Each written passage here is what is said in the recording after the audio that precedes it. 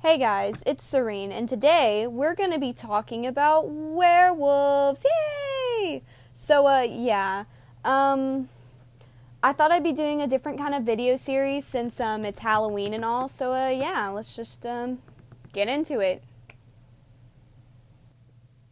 So just in case you live in a box and don't know what a werewolf is, it's basically a person who is able to transform, whether it be on accident or on purpose, into a wolf.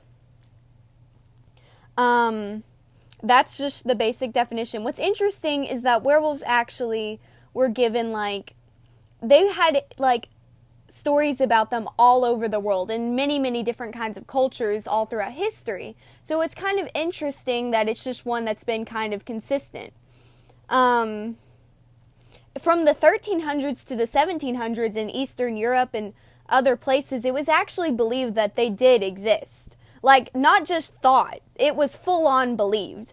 And there were actually, some notable werewolves, cue quotations, but, we'll get back to that in a second. Now, no one knows how, the myth originated, but some, experts or whatever think that it started with the Epic of Gilgamesh. That is the oldest known Western prose.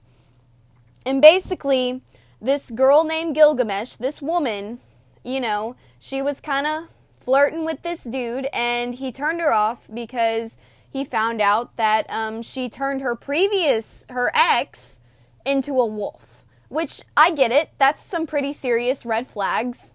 What if you were dating them and she's you accidentally forget to turn the microwave off or something too many times, and she just turns you into a wolf. So yeah, I would run too. I get it.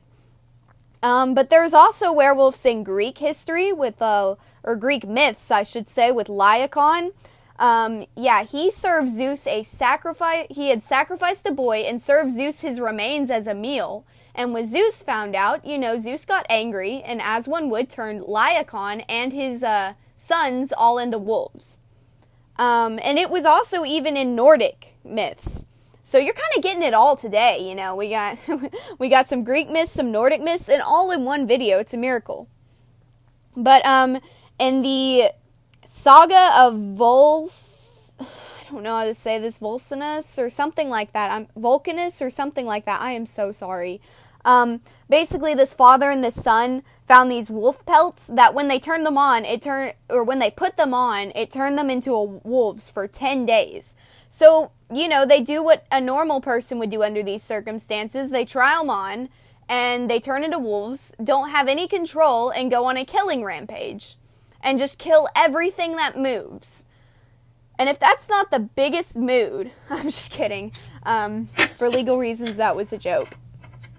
Anyway, but it finally ends whenever the father attacks the son and almost kills him, and then got lucky because a raven gives him probably one of Odin's ravens.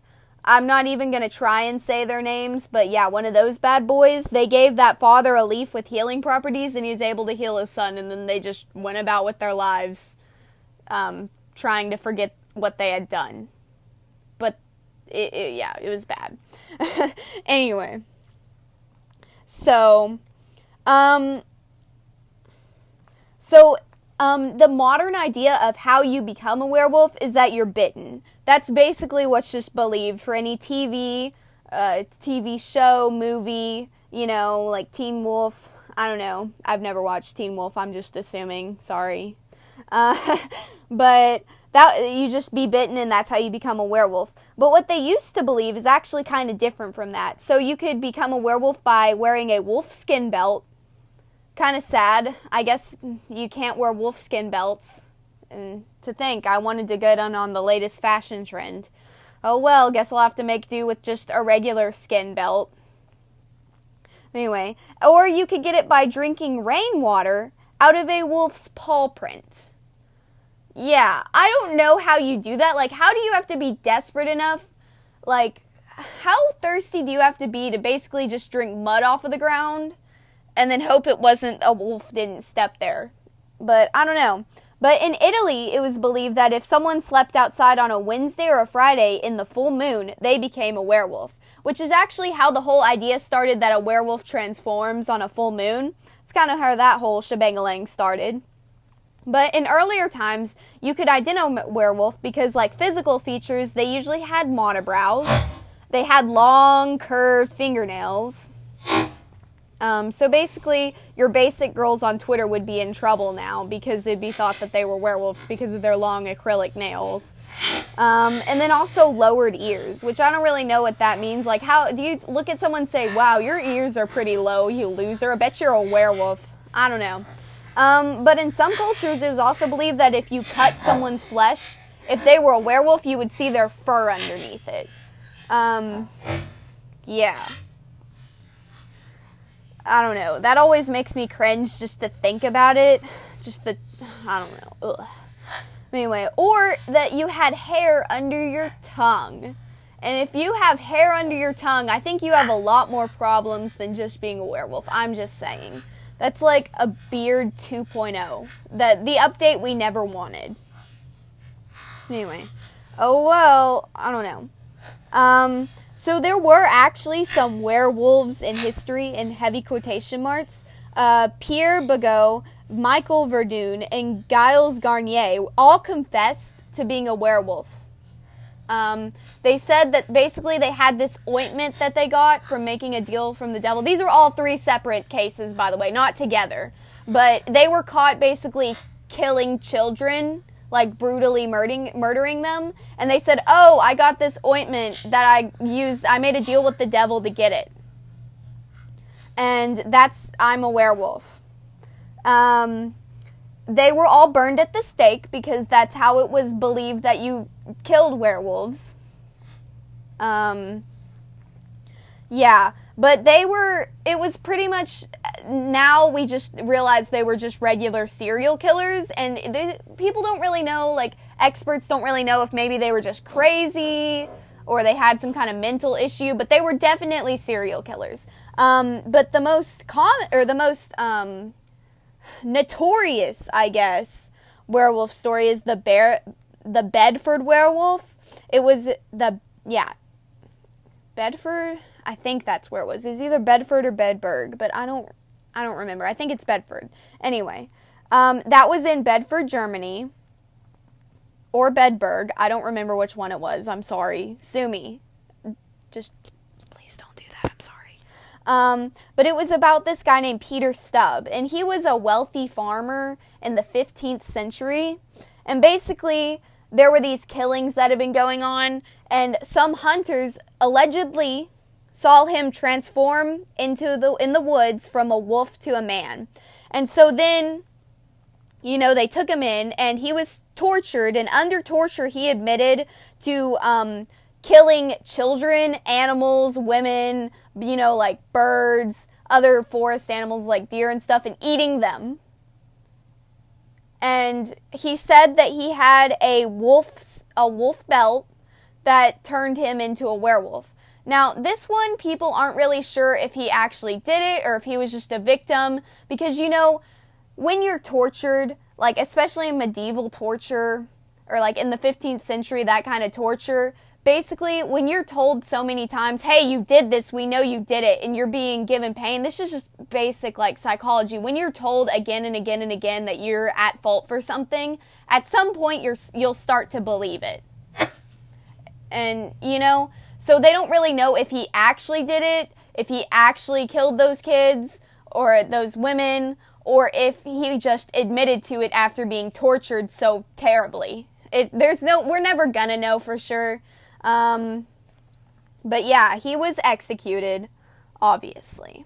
So those are some of the kind of werewolf cases, which I find it interesting, but that's just me. So, the last thing I'm going to talk about is just like how they thought that you were repelled or cured. Because, now it's believed with a silver bullet. And that just started in like the 1930s. It was like a book was written, and people have kind of just gone off of that idea since then.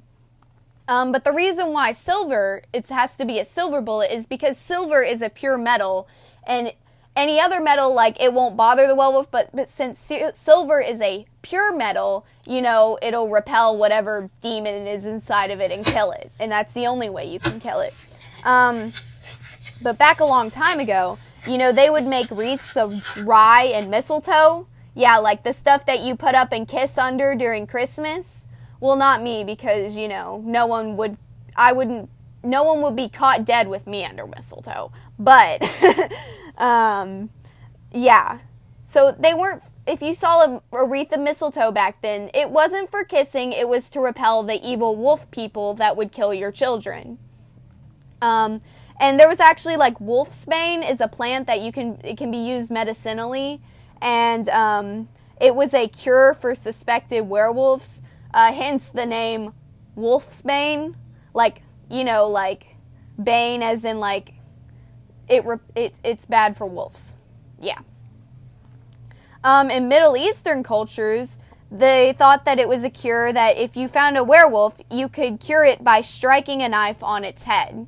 Which personally I see a flaw with, because what if you don't like someone and you just kill them by hitting them with a knife and then you're like, oh, they were a werewolf?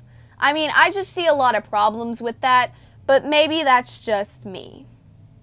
In Germany, it was thought that calling the werewolf by its human name would keep it, you know, would turn it back into a human for good. But, yeah, and that's the basic cures that we know about. And then, of course, after the 1930s, all the pop culture and stuff around werewolves said that they had to be killed with a silver bullet. So, yeah, that's basically your little blurb of information for today. This is actually a series I'm going to be doing. If there's any monsters or anything you specifically want to see, I'm definitely going to be doing, like, different types of ghosts, like banshees and poltergeists, and I'm going to be doing, like, vampires and Frankenstein, and I may even do a creepypasta special where I rant about the 13-year-olds on creepypasta. So yeah, if you have anything you want to see, just let me know down in the comments below, and I'll definitely do it. All of these videos that I have for this Halloween kind of thing, since it's October, it's Inktober, which is an art challenge where you do a different ink drawing every day. So all of them are going to be done in ink. Sorry if that's not your kind of thing. But, you know, Homegirl wants to get her prompts done and actually complete Inktober this year, instead of failing miserably like I did last year when I only did, like, 3 days. Oof. Yeah, so, yeah, I hope you enjoyed it. Thank you so much for watching.